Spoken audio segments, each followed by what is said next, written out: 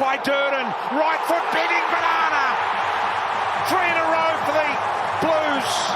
Forward line pressure that Carlton have been able to have, and then have a look at the finish on the outside of the boot, past the outstretched Geelong defender's hand.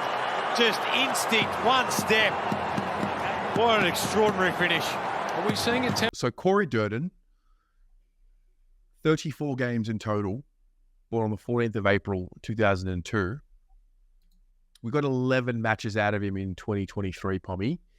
And I think the best way to sum up what happened in 23 is it just was unfortunately impacted due to injury, you know, multiple injuries. And it is what it is. It's the nature of the beast. And he enters his 4th season now, which is crazy to think about. Time seems to be really flying when you summarize careers every year. Where do you see Corey in the side, in the dynamic of the team in 2024? There were some nice little patches from Durds because he's really become that tackling machine in that forward half, which you saw when Owies first came in. That was Owies' role, and then they've converted him to more of the poacher. You saw in the early year of Vossi, he was kind of switching between Motters and Durds. And I think arguably you look at the Collingwood game and then you look at the Sydney game and particularly the St Kilda game this year, a big part of us winning that game was Durdin was that standard setter at the front half, not letting their halfbacks get any run. And it was a shame, really, because he missed probably the largest part where Carlton were kicking ass and taking names. And that's where we could have probably seen the one question mark about Durds. Can he smash goals in? And I think people forget about Durdin. All of his goals are pure opportunistic. He doesn't get the Joe de Gooses and things like that. He's one of the few people in the forward half who shoots on sight, which I feel, no disrespect to Motlop, I'm a big fan. I'd love to see a bit more selfishness and a bit more backing himself. We've seen Durdin kick them goals straight out of nowhere, just saying, right, I'm going to do it. I think this year is that year where I think the small forwards is probably the only position on the field that is probably the greatest debate between the fans. If you had to pick 3 small forwards, let's say, I think you'd get every small forward we have on the list in one of them 3, whoever you ask. And I think Durdin will be looking at this going, nah, I've got this. I can snag, got my defensive pressure. The system looks good. This is my year. And I expect big things from Durds because I think he's got no pressure on him. Everyone's forgotten about him. I agree in his turnaround. I don't know how much you look at his contract status and say, oh, is that pressure? I mean, it's a contract year for him, I'm pretty sure. And I don't know. I feel like out of all the small forwards, he's the best one in terms of his defensive application. Offensively, there's probably a few others that they kick more goals than him, whatever. But I think he's got the base level of defensive action there. Once he starts getting more of the ball and not, 20 touches a game, but if he can up the amount of times he gets the ball and impacts the game to, 11 to 13 times a game, I think he's a really well-rounded player. And for whatever reason, there's like a recency bias, and because he hasn't played that many games in the back end of the year, we kind of forget what he can do. But at his best, he really does help win games. He doesn't. A big part of Voss's game plan is built on that lack of halfback run on the opposition, of trying to peg them in. And I get the impression with Durds that he's got that down pat and he enjoys it. More importantly, he enjoys it. You can see he prides himself on them tackles. He prides themselves on them late bumps. He prides himself on making it difficult. I wouldn't be surprised working with Orazio for a year. We know he can kick them goals from the pocket. We know he can kick them out the back of stoppages. He's done it many a time.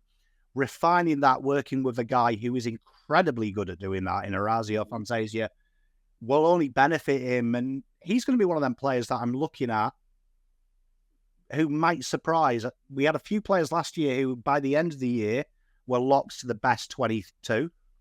Wouldn't be surprised if Durdin says, you know what, this is my time. I'm going to steal it. And by the end of the year, everyone's going to regret sleeping on me. Yeah, I agree. I know for sure he's made of the right stuff. He plays. We spoke about this with Alex Chincotta. He plays with a purpose. So does Dirts. He plays with a real spirit and a vigor and an intensity. And also you got to remember, I mean, rounds 2 all the way through to 11, that's his season. And then he played in round 24 against the Giants. So he played the first few wins and then played in the worst patch of the team's season. So I can only imagine with the team playing better, he's going to get more opportunity because he's not exactly in a role where the ball is being targeted at him. He's got to make it happen. And that's where I'm with you on the Orazio edition. I'm curious to see how much that's going to help him. I'm sure it will. But what I don't have as much pressure on him, or I don't think of him as much of a goal kicker as what I do a defensive forward. Having said that, what do you think is a realistic target for him? Like, is it a goal a game?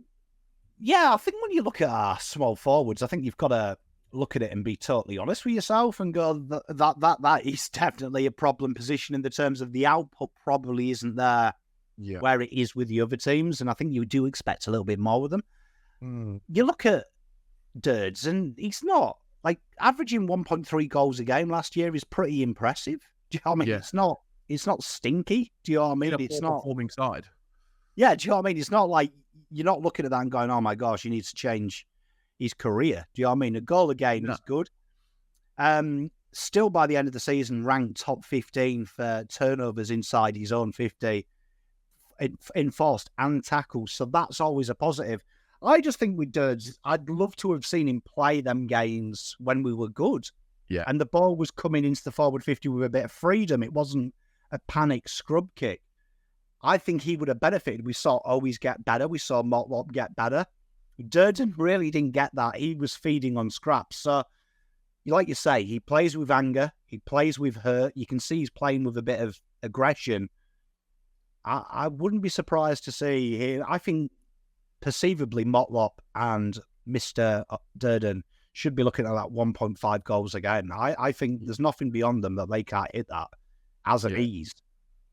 Because I remember the conversations last year. I think we all went really premature and we said, all right, it's Durdin and Motlop. They're going to be the ones that carry us forward. It almost feels like we've forgotten that narrative. I think this is the year the two of them lock themselves into the side. Durdin, for me, is going to have a bounce back year. He's just really going to stay healthy. He puts the work in, and provided that happens, I think Voss likes what he brings. He's got a punch on Voss. You look at when he coached the young group at Port as well. Yep. Pressure is first in a lot of them young players. You see Butters, Rosie, they applied the pressure first and then they started adding the other layers. Particularly Butters is a great example of when you listen to Hinkley and Voss's role of working predominantly with the first and second year players. Butters was probably third out of them kids, Dersma and Rosie. Rosie and Dersma got the kudos. Look at Butters now. He mastered the core fundamentals of being a defensive pressure beast and then went to another level. I wouldn't be surprised to see Durdin and Motlop benefit this year now that they've got that down pat. Both of them averaging very good defensive numbers. Both of them averaging a goal a game or more.